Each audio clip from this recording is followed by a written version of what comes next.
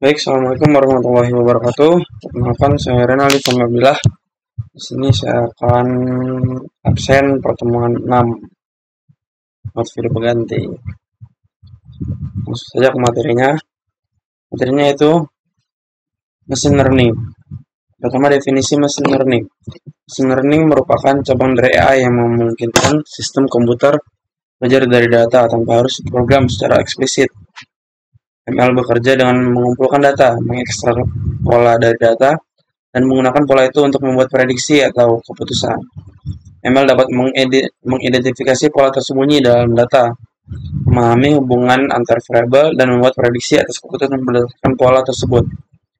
Berbeda dengan pemrograman tradisional yang membutuhkan instruksi eksplisit untuk setiap tugas, ML memungkinkan komputer untuk mengembangkan pemahaman sendiri melalui pengalaman dan data yang tersedia.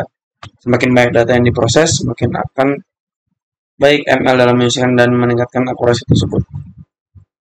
Selanjutnya yaitu distance concept. Distance concept atau konsep jarak adalah salah satu prinsip dasar dalam machine learning, terutama dalam algoritma berbasis kedekatan atau clustering. Konsep ini digunakan untuk mengukur kesamaan atau perbedaan antara dua titik dalam satu ruang fitur. Distance concept banyak digunakan dalam banyak algoritma ML. Jarak antar data digunakan untuk menentukan klasifikasi clustering atau registrasi. Contoh penggunaannya yaitu KKN. Jarak antara titik data baru dan data latih menentukan klasifikasinya. K-min. Jarak digunakan untuk mengelompokkan data berdasarkan kepemilikan atau kesamaan jarak. Jenis-jenis metode pengukuran jarak. Yang pertama, Euclidean distance. Euclidean distance itu ada jarak garis lurus terpendek antara dua titik. Rumusnya nih cocok digunakan dalam algoritma seperti KKN dan K-min untuk menghitung kesamaan antara. Yang kedua yaitu Manhattan distance. Ini rumusnya. Yang ketiga yaitu Minkowski distance. Yang terus lanjut jenis-jenis machine learning. Yang pertama yaitu supervised learning. Jadi supervised learning itu adalah model yang dilatih menggunakan data yang telah diberikan label. Artinya setiap sampel dalam dataset memiliki pasangan input dan output.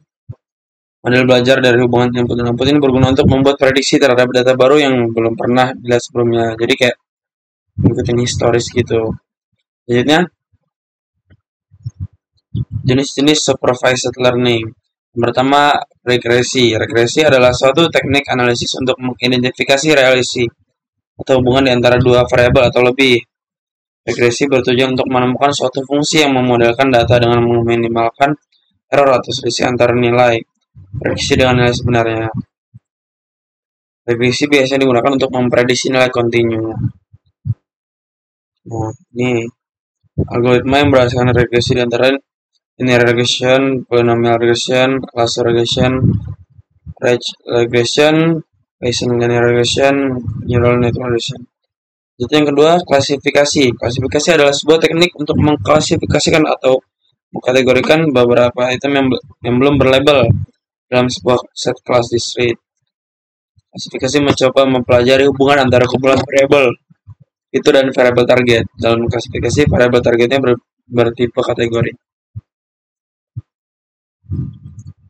Ini algoritma dari klasifikasi antara lain Naive Bayes, K-nearest neighbor, KKN,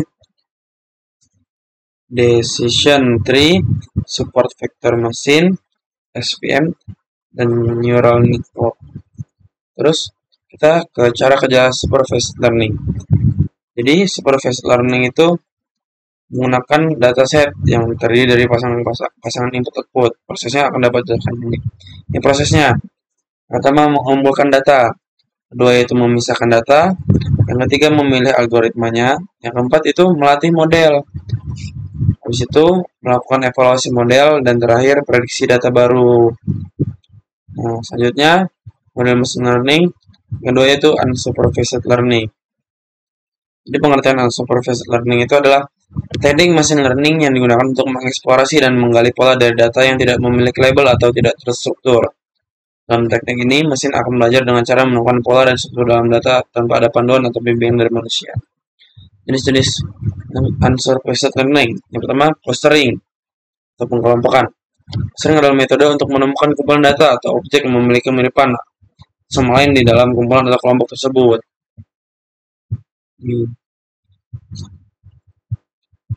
Selanjutnya itu association rule. Association rule adalah teknik yang digunakan untuk menemukan hubungan, pola, dan keterkaitan antar item dalam satu dataset.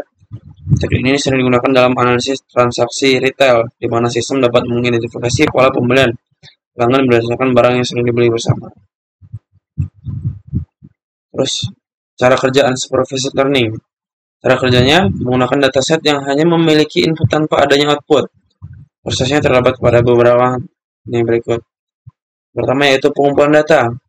Yang kedua yaitu pemrosesan data. Yang ketiga, pemilihan algoritma. Yang keempat, pelatihan model. Yang kelima, analisis hasil. Mungkin itu saja yang dapat saya jelaskan di pertemuan malam ini. Maaf, Assalamualaikum warahmatullahi wabarakatuh.